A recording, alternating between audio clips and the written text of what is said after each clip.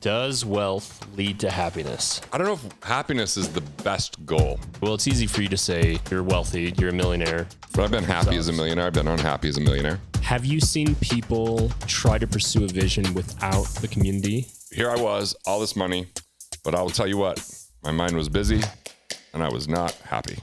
I hate to say it's like it got up to like almost $70,000 a month of negative cash flow with all the real estate that I had. So what is the definition of fulfillment for you? Well, what if happiness is temporary because it's drugs? I just got some blood work and it showed kidney failure. How did that vision help you keep going? The key is never let isolation be the solution. Okay, Garrett. Weston. The one thing everybody seems to want in life is happiness. Yeah. Does wealth lead to happiness? Well, I guess it depends on your definition of wealth, first and foremost. Okay. And I don't know if happiness is the best goal. Okay. Here's why. I think fulfillment is more powerful because happiness can come and go. You know, we have circumstances, death in the family.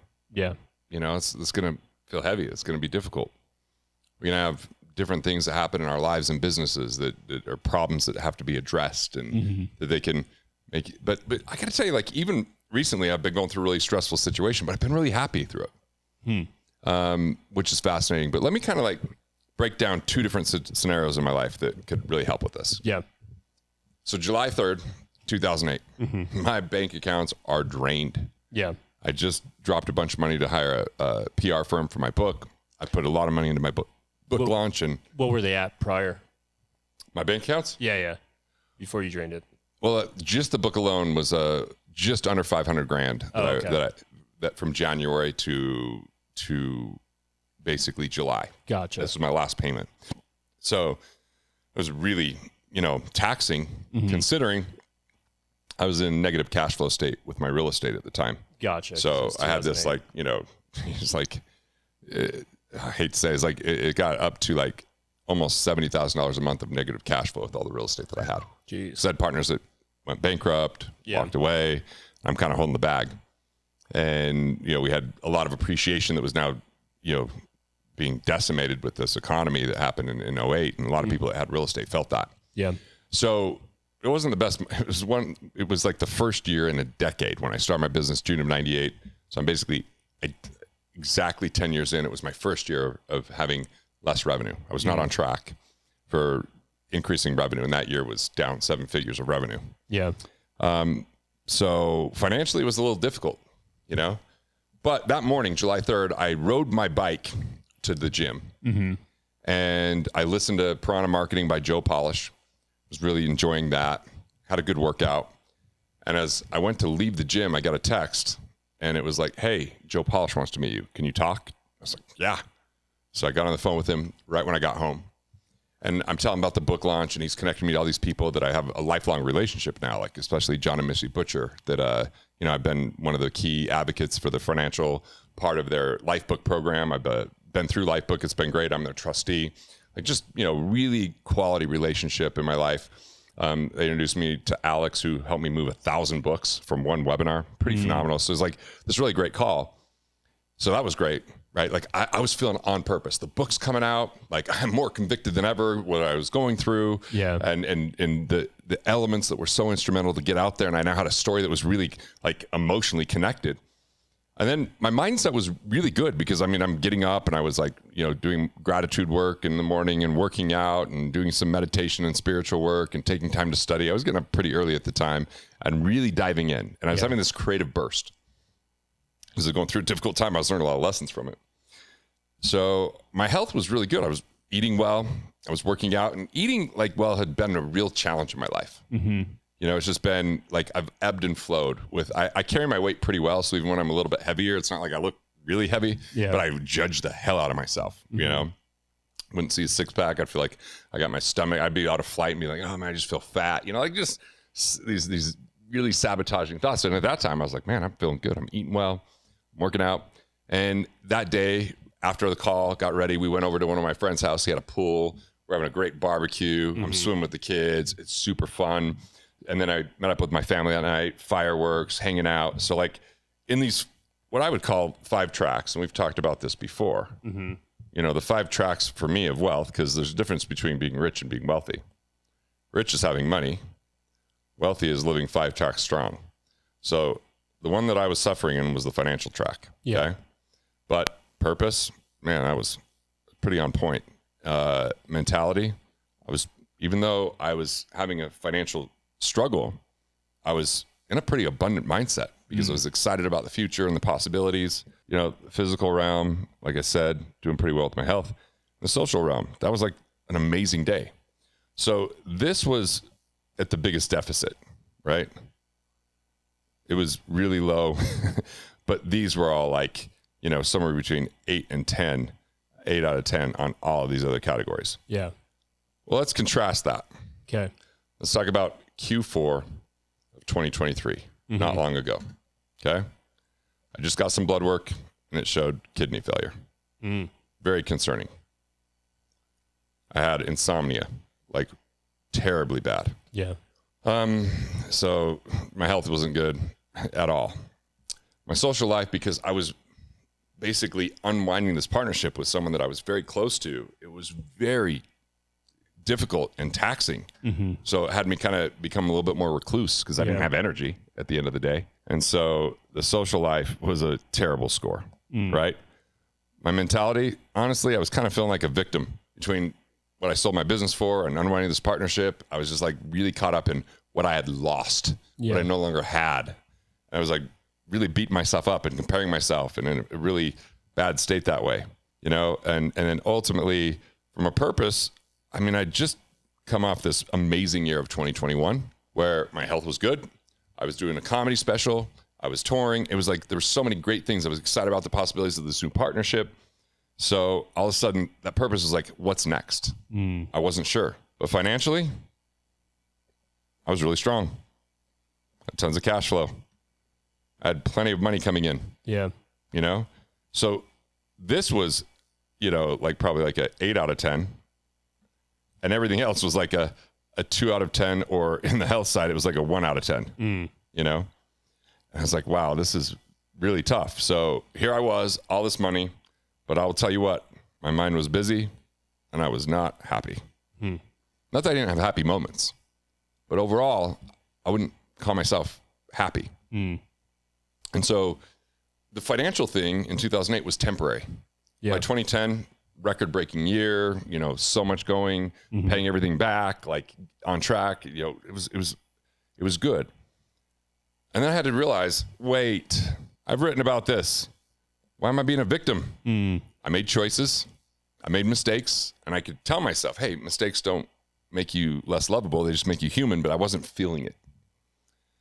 So I think the key and the question that really helped me was what was going to be fulfilling? Where could I create some depth and harmony in these different areas? Meaning depth is where could I be present, not sitting there remunerating on these issues? Where could I have harmony? Where could I be more intentional? And I asked the question like, what could I dedicate the rest of my life to? What's inspiring, captivating? What makes me feel fulfilled? And it took me some time. But in December, one of my really good friends, Reagan Archibald, he's like, we're going to get your blood pressure down. Here's a peptide. And that helped. My wife introduced me to Deborah, and Deborah did some biofeedback. She completely revolutionized my diet. My buddy Dan started a health program. And so I joined with him and Alan, and I got very specific and I got shredded, and I was meditating. And in meditation, it really just came to me in an hour and a half. I mapped out literally like 80 to 90% of the future. It just like hit me, like divine purpose just hit. And I was like, okay. So I got out of that. And now even going through kind of an agreement that's happening, and it's like one little division of what I'm doing, there's some unrest there. It's frustrating. I've maintained happiness because I'm fulfilled, because I'm excited about the future. And I know that there's going to be bumps along the road, you know, but here's the key. My vision is so much greater than any problem that I'm facing, right? Because I love what we're doing here today. Gotcha. I enjoy and look forward to this time with you. Because problems inherently will arise. It's part of life. Yeah. And the bigger the problems, the bigger the payoff, the bigger the solution. But if your vision is small or unclear, the statement and the sentiment of if you have your health, you have thousands of possibilities. Without your health, you have one. You're just looking for the possibility of getting your health back. Yeah. And so I think that this distinction between happiness and fulfillment is key. Yeah. So let's break that. Look, man, when I did my workout today, I wasn't like really happy during the workout, but it was fulfilling. Yeah. When I get in a cold plunge, I'm not happy, but I'm, release the endorphins when I get out of it. When I do certain breath holds or when I hang from a bar just to, to stretch, it's like, I'm not happy, but I'm fulfilled. And so I'm willing to do the work. So how do you describe the difference? What is the difference between happiness and fulfillment? I think sometimes happiness, people just get addicted to dopamine. And sometimes they use money to rent it. They buy stuff for experiences that are temporary, but they lose their luster over time. Gotcha. And so I want to be happy. Absolutely. But I want to recognize that there's lessons and challenges that are going to help me build character, that are going to help me learn lessons, that are going to help me become more valuable in everything that I share in the world. And it's just part of that process. Now, I want to learn as much as I can from good people and great mentors. That's why I invest so much in having the right team and the right mentors around me. And I have an amazing wife that I can talk through these things. And I have people that I work with every single week in different dimensions of my life. So that I'm very intentional in these 5 tracks. I'm not looking for balance, and I'm not looking for happiness. That's not the goal. Happiness will be a byproduct out of a life well lived. Balance, I might be out of balance at times, but I'm intentional about it. There might be times when I'm writing a book that I'm obsessed with writing that book. Gotcha. But I'm making sure to address the important elements of life. I'm still going to schedule a trip on the books at all times that I'm looking forward to. Yeah. There's a trip on the books. I can start to enjoy it before it even happens. That's going to help. I'm going to have events set up where I'm with my friends and I'm intentional with that social, aspect of my life. I just went with Reagan to a concert with his kids and my kids, and we had a great time. We had a great time, hanging out. Like it's just, I'm intentional about it. Yeah. So balance it would be like this place of, just stagnation to a degree. Yeah. All things equal, which is impossible. It's impossible. Yeah. And if I'm going, I'm going to do all I can to be happy. Well, what if happiness is temporary because it's drugs? What if happiness is temporary because it's, it's sex and not intimacy? What if it's these things that we chase? It's the number of likes, it's the number of views, it's the, like those kind of things are great byproducts if you're living on purpose. Yeah. So what is the definition of fulfillment for you? Like what does that mean when you are seeking fulfillment, not happiness? Purpose, depth, and harmony. Am I doing work that is worthwhile? Yeah. Am I growing my skills? Am I having the conversations that are important with my kids? Am I carving out time to have retreats with them? Am I with my family and seeing my parents every week? Yeah. That's fulfillment. I'm writing the script. I'm the author of the story. Now, there might be some obstacles along the way, right? But I can go through those obstacles and not see those as like just outcomes. This is where I think people get confused. They think outcomes are going to make them happy. When I have this, then I'll be happy. Yeah. I look at it as establishing the process, creating the game, enjoying the journey.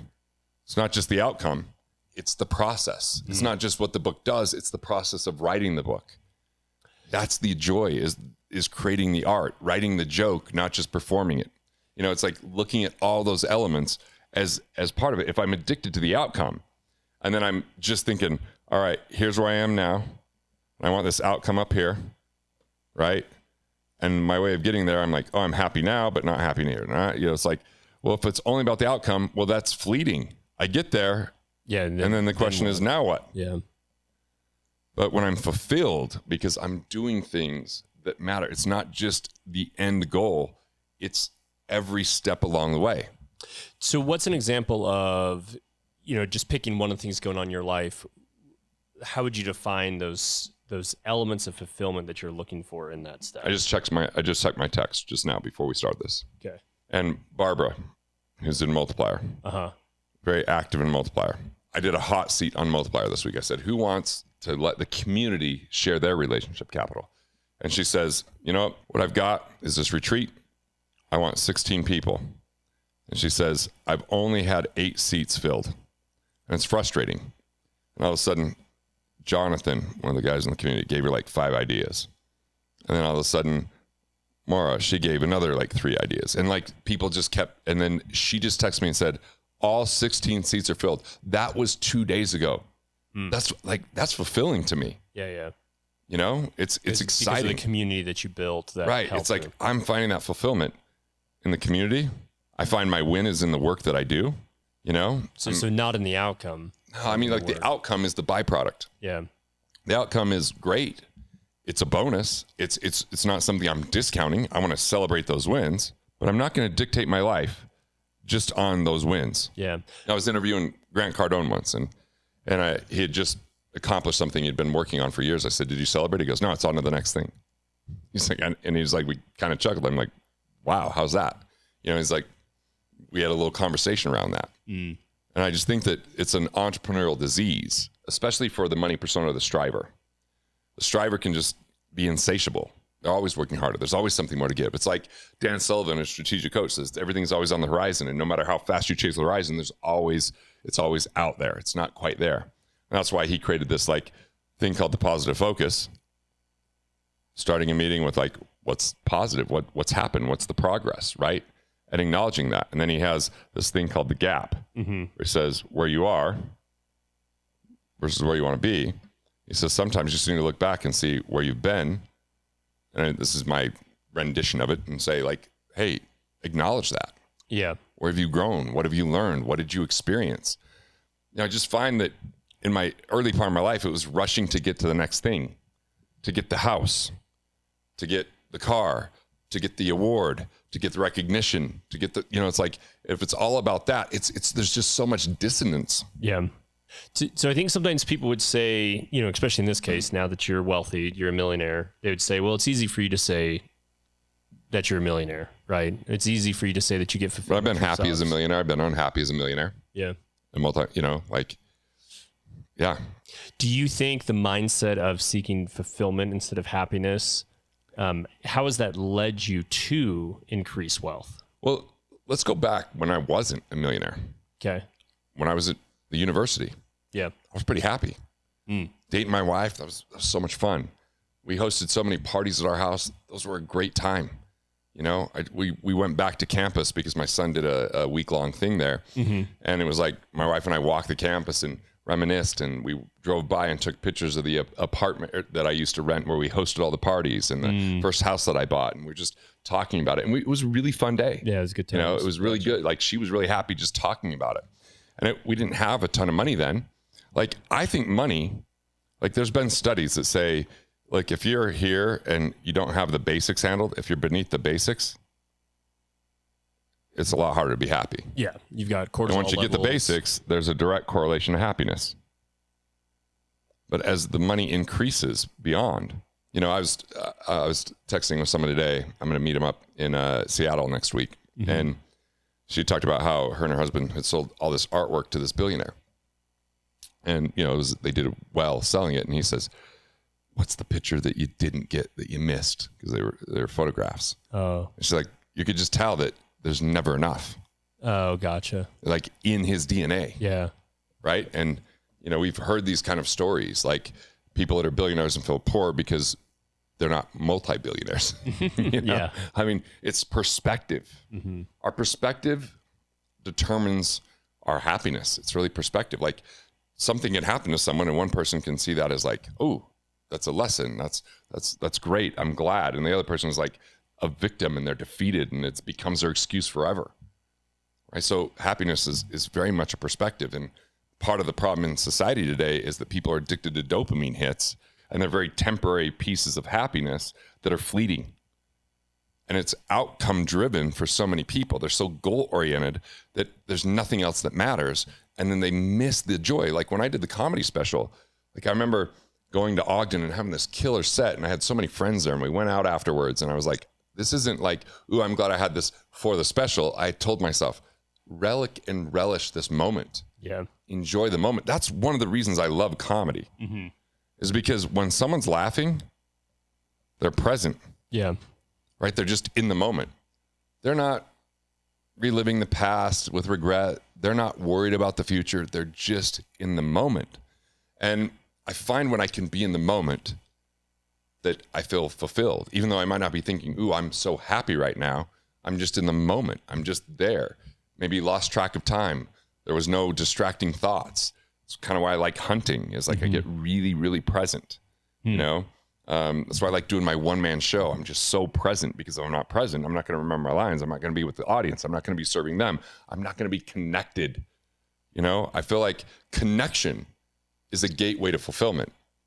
And when we're connected to people, to work, to ourselves, then happiness becomes the byproduct. Yeah. You know, Buckminster Fuller had this thing he called procession. And he says, look, a bee pollinates as a byproduct. It's not the intent.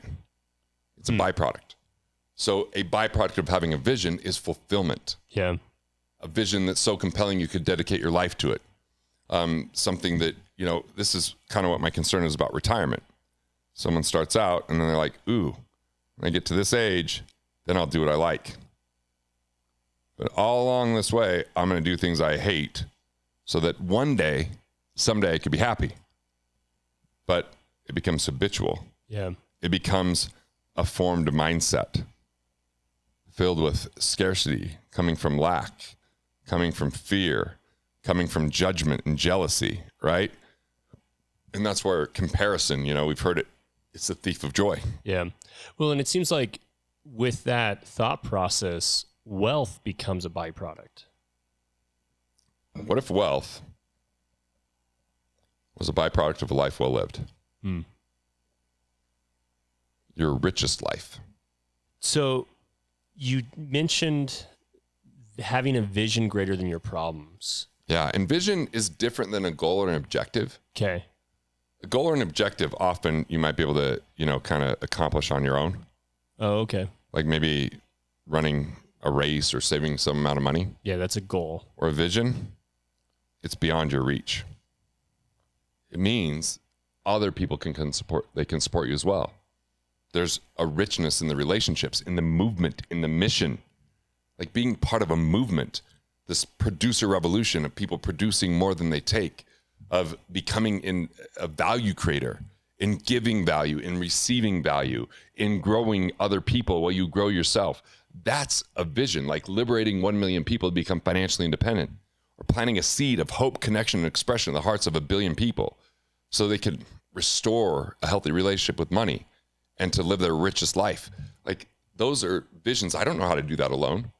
It requires other people's talents, their abilities. It's us sitting around this table and coming up with ideas and the process and enjoying the process and laughing, you know? It's like someone said, hey, you ever have a chat GPT write your jokes? I'm like, do you ever have a chat GPT hump your wife? I mean, it's like no, man, writing the joke is fun. It's part of the process. It's like, I don't want to skip the process. It's a silly movie, but Adam Sandler has his movie Click. Yeah. You know, he just fast forwards through the difficult moments in life, and then he finds out life's over. He's missed out on all the memories. You know, part of it is there's a road, and if we try to avoid pain to get to the other side, we miss the lesson. The only way is through. And that's sometimes where we get the depth, and there's maybe highs and lows. And that's part of being alive. That's part of being human. You know, I think that people just try to avoid pain or only seek pleasure, those are kind of a limited construct. Yeah. It's not a healthy belief system. So what's an example of a vision that you held, and that even when things were seemingly going wrong, that vision kept, you know, it was greater than your problems? Okay, so my son having auditory processing issues. 5th grade, not speaking, going to school, failing out. Man. But like my wife and I were so dedicated to say, what kind of support can we give him? And watching him struggle, but then overcome things and watch him start to open up. And it's like, yeah, it was difficult. It's heart wrenching. It's our child. I'd rather face the pain than have them. Yeah. But it's like, we got to experience the progress. We got to see some of the wins, and we had some of the difficult moments too. But, you know, it's like, man, so lucky to have him. Yeah. So kind and loving, and he's so generous. And he's like, I called him when I got home last night. I'm like, hey man, I'm home. He's like, oh, I'm gonna come upstairs and give you a hug. Damn, that's awesome, right? That was happiness. Yeah, especially there was no money exchange. He's 20 what? Right? He's 20. Okay. Yeah. Coco Chanel said, the very best things in life are free, and the second best things are very, very expensive. And so that love and that connection, you know, like I remember when I was had insomnia, we came back from Spain. I hadn't slept for a couple of days. And when my wife just hugged me and held me and calmed down my nervous system and I fell asleep, it was like, man, I was struggling, but like, I felt like this happy place when she gave me a hug. Yeah. She just cuddled me, right? Difficult moment. Or when she was in India for 50 days or 40 some days. And I was going through a lot at that time in 2023. And it was like, but our talks every day, like I was going through struggle, but there was happiness and fulfillment in just having that deep connection with her, like that community. Like I was going through selling my business and doing like a real clean separation. And it was kind of like a divorce at the time because I had like this, you know, licensing deal that was kind of unraveling, and I'm hunting with my dad, and just knowing that he was there and I could just sit in the room with him until we'd wait to go out on the next hunt. It was like, you know, it felt calming. It felt like that connection is what kind of kept me through and helped me get to the other side. So even, you know, in those tough years, there were moments where I was like, yeah, I know that I'm going to get through this because I have skills, I have relationships, I have ideas that are helpful. I just have to figure this out. I have to process these emotions. And I had so many people supporting me, which gave me a deeper, richer relationship with them. Yeah. But in the moment, it was difficult. Yeah. So going back to your son with the auditory processing issues, did you guys have like a specific vision of like what were you working? That he would be healthy, that he would live a normal life, that he would be completely himself. Gotcha. And that was the vision. Like, so we will do whatever it takes for him to be fully expressed and to be able to, you know, live the life at the fullest. That this would not be a crutch for him, and we didn't know how. Yeah. And so when you hit hiccups, how did that vision help you keep going? Like even when we told my parents about it, they said, we'll do whatever it takes. You're like, okay. And we flew to Dallas and we flew to Maine, and we invested every dollar we could to make it happen. And to see where he's at today, no one would know he had auditory processing, or he was in a social group, or he was less communicative than autistic kids. You know, it was like, it's just like, look, we know he's in there. We know there's a way. We just don't know the way. But the vision was his happiest, most fulfilled, best and expressed self. Yeah. Like, and that's where we got to. And it harkens back to that community element, right? Where it's like, you couldn't do it alone. Yeah. We just tapped into the community, right? Like we went to this thing called Total Solutions. We were the only ones that weren't doctors there. Well, maybe they're like spouses of doctors. And we tell these people what was going on because we were really struggling at the time and we weren't sure what to do. And we had just gone on this hike with him. He kept falling. It's like, what is going on? You know? And then he had an incident at school where he just, you know, and it was like, it was a really tough situation. And we're like, we don't do. So we just reached out, and these people were so loving and caring, and they made connections, and they said, well, we got you. You know, we asked for support and it came to us. The key is never let isolation be the solution. Be willing to receive and ask for support. Yeah. Just like Barbara, she asked for support and people rallied around in 2 days, done, happened. There it was. You know, like too many people suffer in silence. They remunerate with their thoughts, and that thinking of scarcity and that place of victimhood without a vision, it feels impossible. But by creating a vision of like, hey, it's interesting. Jason Tatum, he blew out his Achilles, and one of his favorite, players and heroes was Kobe, and Kobe blew out his Achilles, and his dad was like, hey man, this is part of your story. It's part of your journey. Yeah. Have you watched that movie where the person was born, they had everything, and it went perfect, and then they died? No, because that movie doesn't exist. Nobody cares about that story. That movie sucks. That movie sucks. So, a lot of it is we have to be careful not to suffer the future. We have a lot of people suffering the future right now. So suffering things that haven't happened yet. Yep. Carrying the weight before it occurs. Our imagination can just run wild with worry. Yeah. And most of the things never actually occur. So part of it is, instead of saying I don't have the resources, you get resourceful. That's like a key mantra in my life. Yeah. And you could be resourceful with relationship capital. You're one idea or one relationship away from the next level of prosperity. But if you go it alone, that's where you get stuck in the grind. That's where you get exhausted. That's where you get disconnected. That's where I think disease really comes from. That worry, that wearing it down, that holding on too much, that heaviness. Yeah, it makes me think of a quote. It's by a guy named Enzio Boucher. He says, the pain of sacrifice lasts only one moment. It's the fear of the pain of sacrifice that makes you hesitate to do it. Yeah. I think that going, how do I avoid pain? Or how do I seek pleasure? Instead, find purpose. Man's Search for Meaning, Viktor Frankl. What an amazing book. People are saying, if I could just get out of this concentration camp by Christmas, then I'll be fine. And then Christmas would pass, and then they wouldn't make it. Yeah. He says, I have a story to share. I have something that the world needs to hear. I have purpose. And he overcame extreme circumstances because of purpose. And I think that purpose, sometimes people think it's too airy-fairy, They discount vision. And I'm going to tell you, when we labor without vision, we limit our value. Yeah. And vision is tough because it's your vision. No one can really do the work for you. Part of it's a remembrance. Who are you? What you want. People could tell me all the time what they don't want, but what do you want? What are you committed to?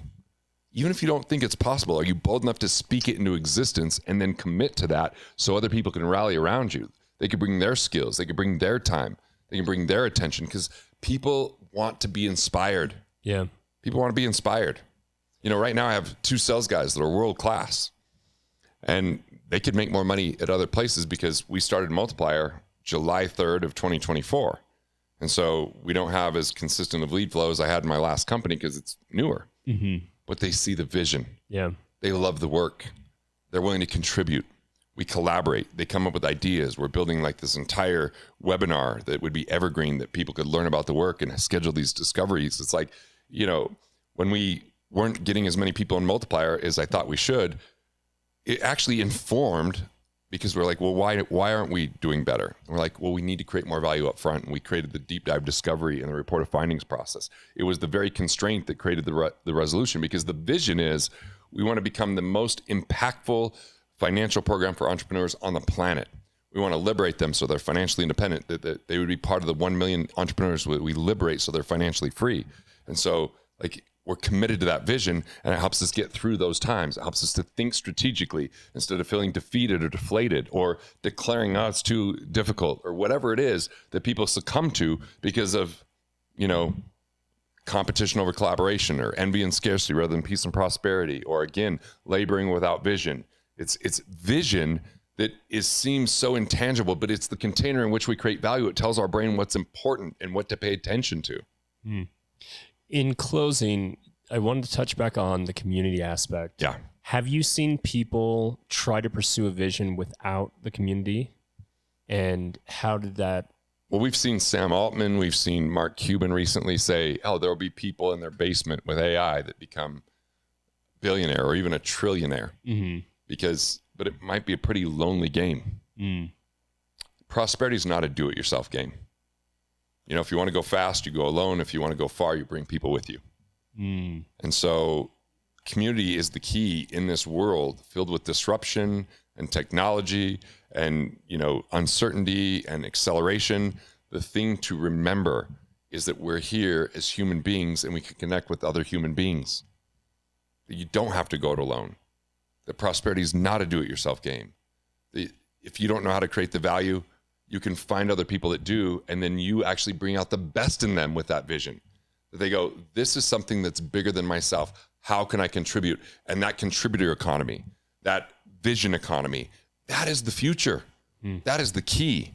And so I think we're going to have more time to connect with people. We're going to find more value in connecting with people because, you know, I want the people that I love to love me. I want to invest and pour into them. Yes, I want to help people that I never meet and impact their lives. But it's more fulfilling to get that text from Barbara and be like, oh, cool. This is someone I know that my community helped. Yep. Yeah, I gave my insights and 2 cents, but it was these other people that showed up and brought that value, you know, and what we can do together is pretty amazing. I think of it like maybe someone with a high IQ, maybe they have a really good IQ, but if they try to go it alone, there's limitations to that IQ. But if they start getting other people that have different perspectives and they start to co-create, they can actually increase it and be an even bigger IQ. It can evolve. Yeah. And then they get committed. And then you see that movement and then you see that momentum and then you watch the impact. And then there's other people that feel like, wow, thanks for bringing me along. Thanks for letting me be part of that. And then you feel like, thank you for bringing the skills and expanding what I could have never thought of on my own. But you have to start somewhere. You have to have something that you're working towards. And if it's beyond your current reach, even better, because other people can bring their exponential skill set to you to achieve things. I mean, we've seen comedians like Bill Burr joke and make fun of like, what did Steve Jobs really do? Well, you know what? He created a vision. He never programmed anything. Sure. He didn't physically build the computers, but he had these ideas. And these ideas catalyzed people to do something that they didn't think of doing on their own, even though they had the skill set. He helped farm and mine that and bring it forward. You see that when the right quarterback has the right coach. You see that when the right, you know, you just see that it brings out the best in people. Yeah. It's a collaborative effort. If you see someone achieve something extraordinary, there were people behind it. You know, one of my friends, Craig Manning, is a sports psychologist, wrote The Fearless Mind. It's phenomenal. And he helped coach some of the most prolific athletes like Giannis Antetokounmpo. I didn't say that last name very well. Antetokounmpo. But, you know, and you hear people refer to Giannis as having a fearless mind because there's an intentional way to do that when you work together. There's outside perspective. And so I'm going to emphasize this again. Prosperity is not a do-it-yourself game. It's not. And so community is key. Yeah, I have a lot of mental capital, but the relationship capital in my community exponentially grows that mental capital. It's not just me. It's other people's perspective. It's their insights. It's their strategies. It's their methodologies. It's their tools. It's their ability to listen. I mean, that's a beautiful thing. Yeah.